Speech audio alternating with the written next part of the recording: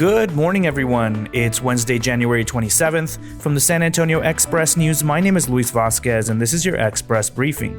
All of the stories you need to know to start your day. You can expect partly sunny skies and a high of 68 degrees in San Antonio today.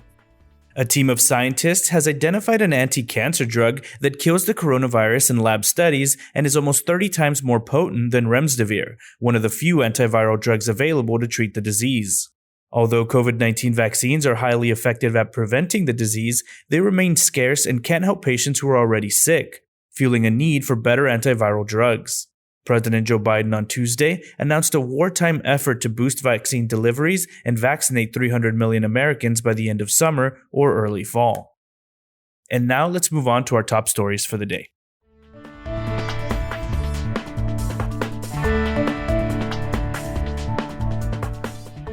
Costco Wholesale Corporation recently purchased land on the far west side and is building a store and gas station in the fast-growing area, which is teeming with residential and retail development.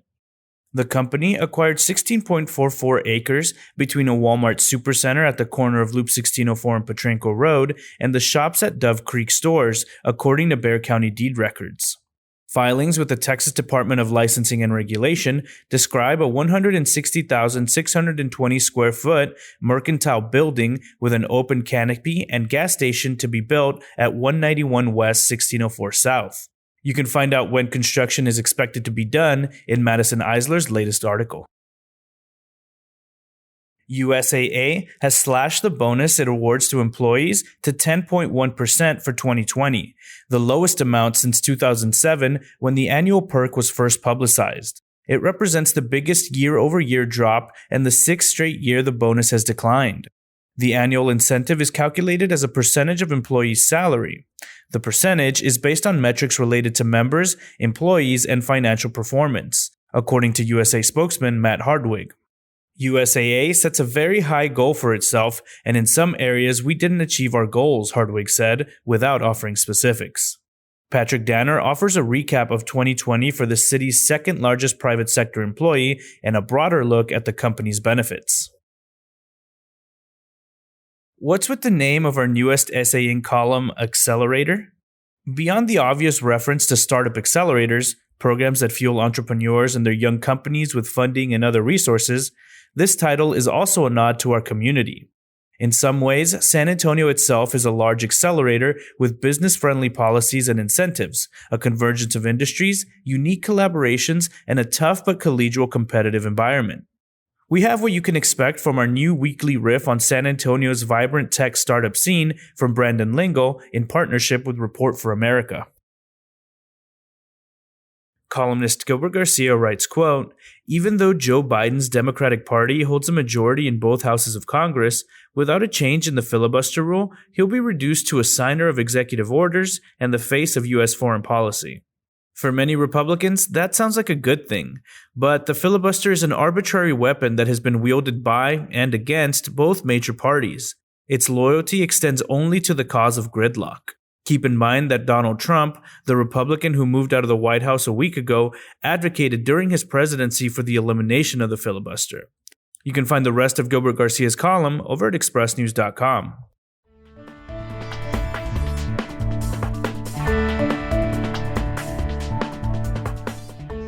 The coronavirus death toll in Bexar County reached 1,998 Tuesday, even as the number of COVID-19 patients in area hospitals fell to the lowest point in 3 weeks, according to officials.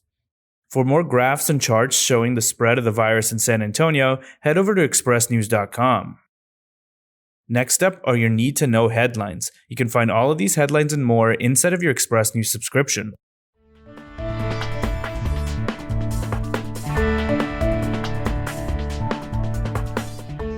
A multi-county vehicle pursuit involving multiple law enforcement agencies ended in a shootout Tuesday outside a Northside ISD elementary school that left the suspect in critical condition. The case of a San Antonio man arrested in connection with the deadly U.S. Capitol riots will remain in Washington, D.C. Matthew Carl Mozaco is one of the 12 Texans facing charges in connections to the Capitol riots earlier this month. A federal judge has temporarily blocked President Joe Biden's order to halt the deportation of certain unauthorized immigrants for 100 days after Texas Attorney General Ken Paxton challenged it in court. A Corpus Christi woman's crocheted Bernie Sanders doll sold on eBay for more than $20,000, with all the proceeds going to Meals on Wheels.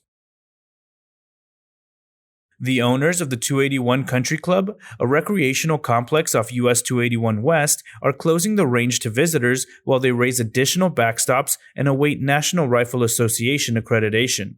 The range will remain open to the club's 20 owners for shooting. San Antonio voters might have the power to repeal collective bargaining for police officers. Hear this and other topics discussed on this week's edition of Puro Politics. A Texan who allegedly plotted attacks on the White House and Trump Tower pleaded guilty to possessing child porn and providing material support to ISIS, according to federal officials. Bexar County commissioners approved programs to aid bars and restaurants and provide treatment for mental health and substance abuse, but they said they're worried about going ahead with the annual stock show and rodeo because the pandemic is far from over. At least 1,000 people were in San Antonio shelters for the homeless Monday night, the night before volunteers were scheduled to conduct the annual nationwide point-in-time count of the homeless. Thanks to the pandemic, an estimate will have to suffice for those living on the streets. Vaccines generate hope that will soon curtail the COVID-19 pandemic.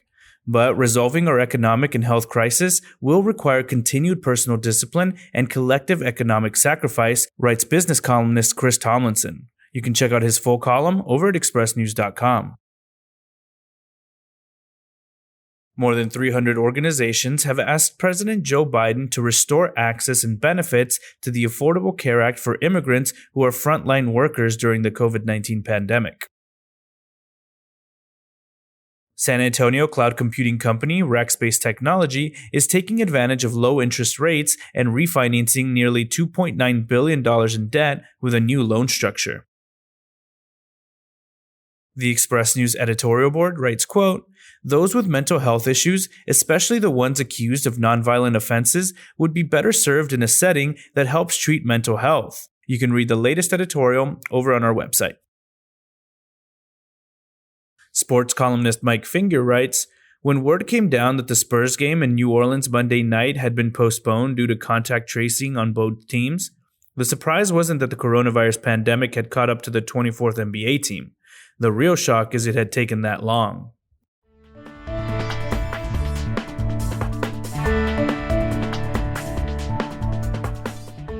Artist Angel Hernandez knew the circus elephant sculptures that once stood outside the Hertzberg Circus Museum downtown had been around a long time, but he had no idea how much the fanciful pachyderms meant to a generation of San Antonians.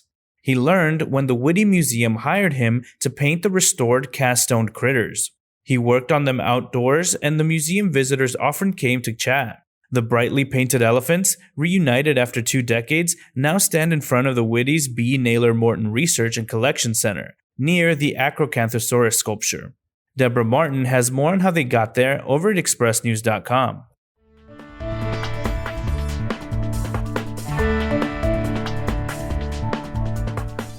Last year, San Antonio reported 2 American alligator sightings just 1 month and 8 miles apart, probably from their coastal homes getting wiped out. We have a closer look, from a safe distance, at the American alligator found in the United States and sometimes closer to home in Renee Guzman's latest article. Flack, a brazen British TV series featuring Anna Paquin, is at the top of our list of what's new or notable in home video. A new bakery near Olmos Park is serving up traditional kolaches plus a lineup stuffed with puro ese flavors like migas and jalapeno cream cheese. Though the Spurs game Wednesday against Boston remains in limbo, there is optimism enough players will clear health protocols in time to make it happen. And that's all for today. This was your Express briefing for Wednesday, January 27th. My name is Luis Vasquez. Please consider becoming an Express News subscriber to get in-depth coverage on all the stories you heard today. Also, be sure to rate and review this podcast inside of your Apple Podcast app, as it really helps the show. Have a wonderful day, everyone.